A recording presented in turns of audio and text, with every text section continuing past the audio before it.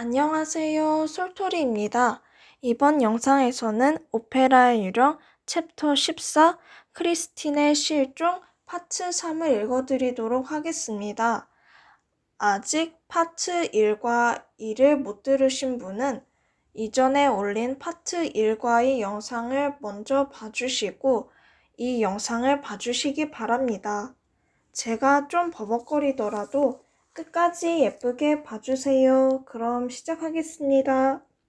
다음날 평소와 다름없이 서재에서 이른 아침을 먹던 필리프 백작은 동생을 불렀다.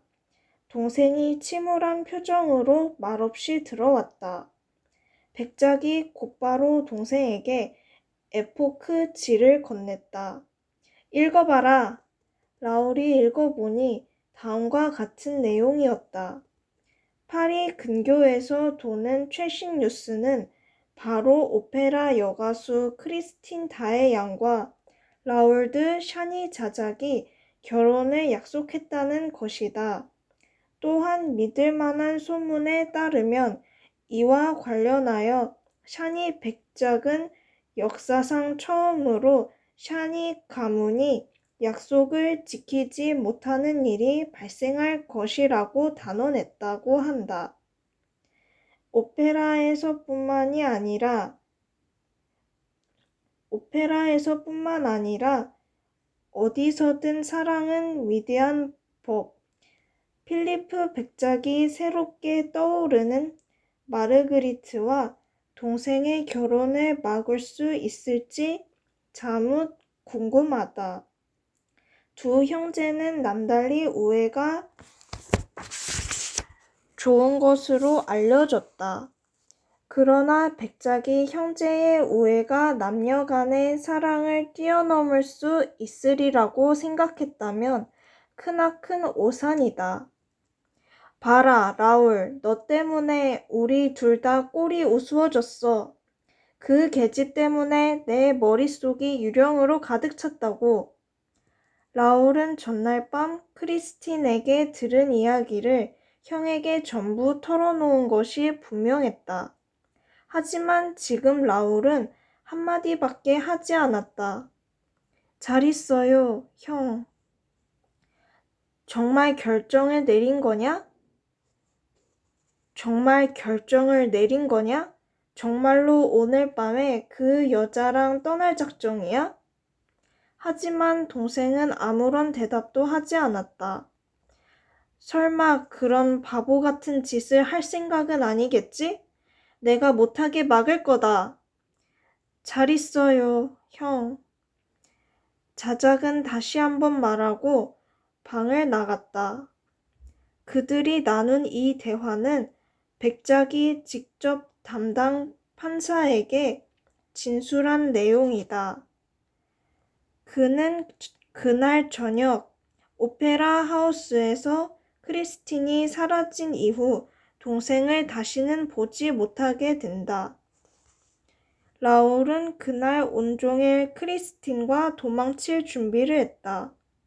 말과 마차, 마부, 식량, 짐, 여비를 마련하고 어느 도로로 갈 것인지도 미리 알아놓았다. 유령이 낌새를 칠까봐 기차는 타지 않기로 했다. 준비할 것이 많아서 밤 9시까지 바쁘게 움직였다.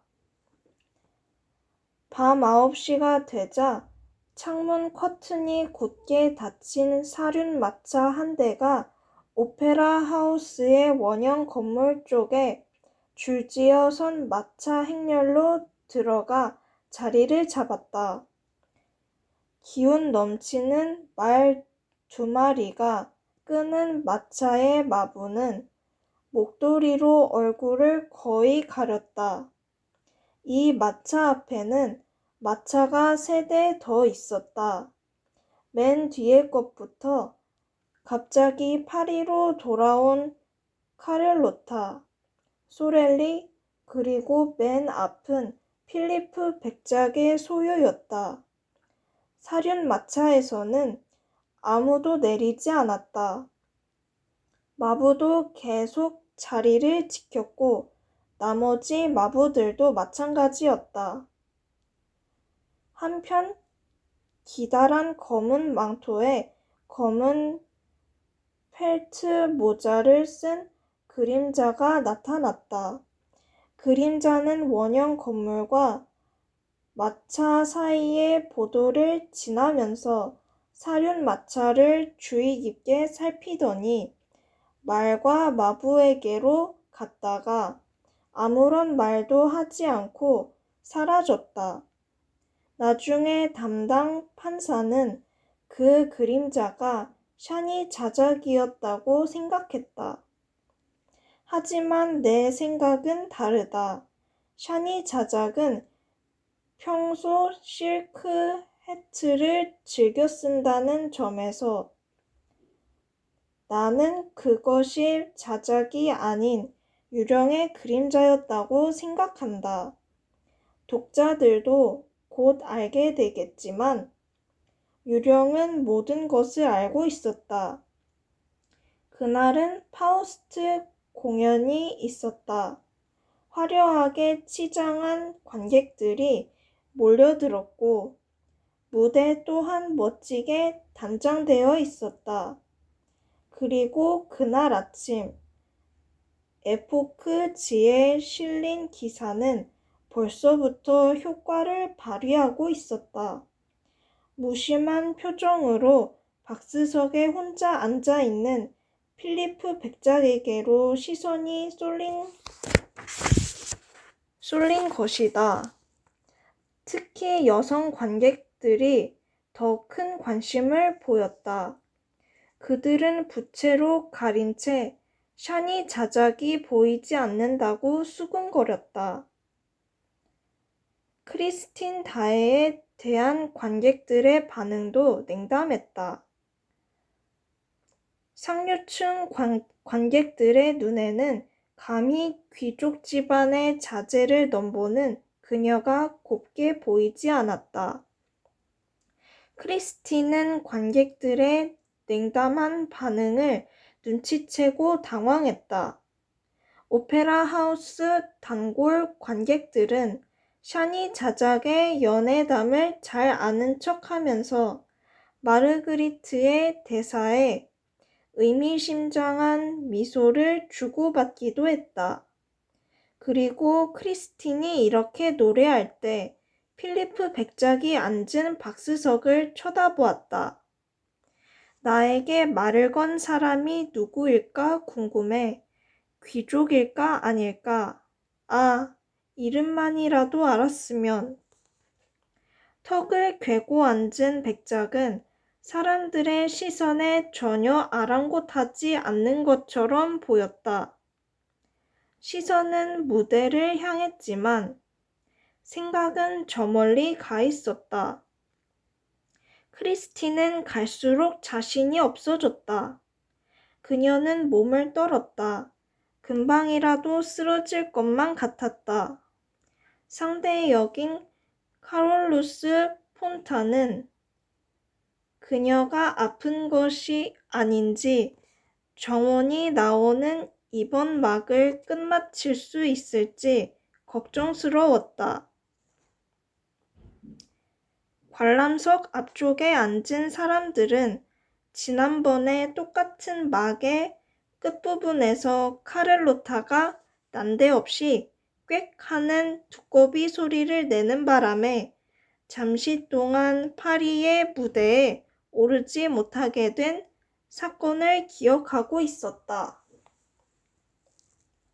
바로 그때 무대를 정면으로 마주보는 박스석에 카렐로타가 등장해 사람들을 놀라게 했다. 가엾은 크리스틴의 시선도 새롭게 들어온 관객에게로 향했다.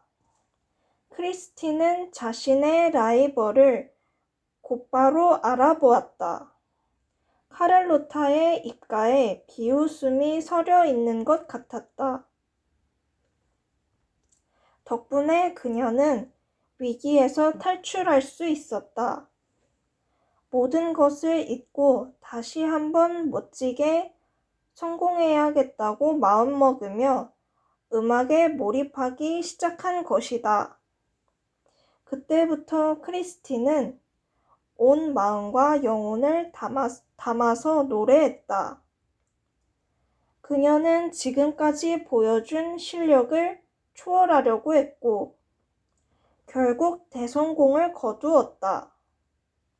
천사들에게 기도하는 마지막 막에서 관객들은 마치 자신들에게도 날개가 생긴 느낌을 받았다. 그때 관람석 중앙에서 누군가 벌떡 일어나더니 크리스틴을 쳐다보면서 마치 그녀와 함께 이 지상을 떠나려는 것처럼 그녀와 똑같은 포즈를 취했다. 그건 바로 라울이었다. 거룩한 천사여. 크리스틴은 맨살이 드러난 어깨에 아름다운 금발을 늘어뜨리고 양팔을 뻗은 채 거룩한 외침을 쏟아냈다. 내 영혼을 천상으로 데려가다오. 바로 그 순간 갑자기 무대가 암흑으로 변했다. 관객들이 놀라서 소리치기도 전에 불이 다시 들어왔다.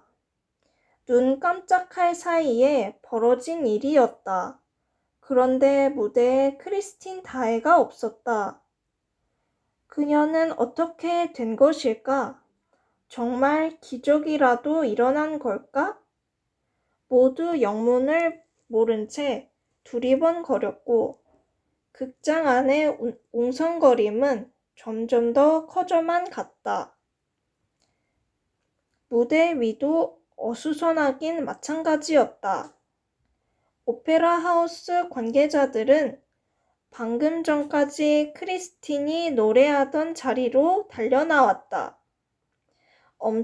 엄청난 소동이 벌어지는 바람에 공연이 중단될 수밖에 없었다. 무대와 객석은 온통 혼란에 휩싸였다. 크리스틴은 어디로 간 걸까? 도대체 어떤 마법으로 카롤루스 폰타의 팔에 안겨있던 그녀를 수많은 관객 앞에서 낚아채 갔을까? 정말로 천사들이 그녀를 천상으로 데려갔는지도 몰랐다.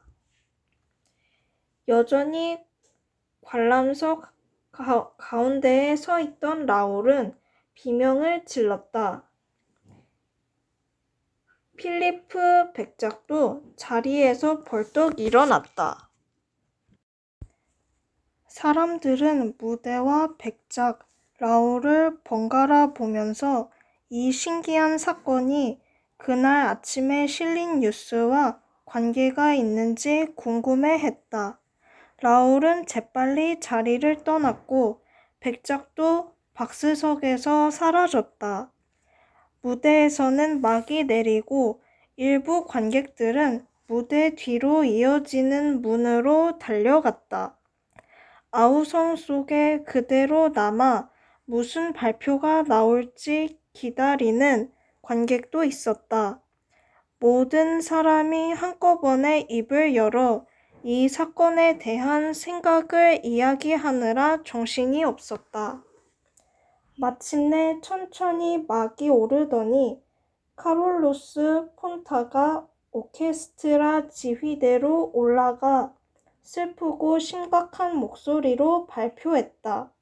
신사숙녀 여러분, 모두를 불안에 떨게 만드는 기상천외한 사건이 일어났습니다. 크리스틴 다의 양이 모두가 보는 앞에서 감쪽같이 사라져 버렸습니다. 이번 이야기는 여기까지입니다. 끝까지 들어주셔서 감사합니다. 그럼 다음 이야기로 봐요. 안녕.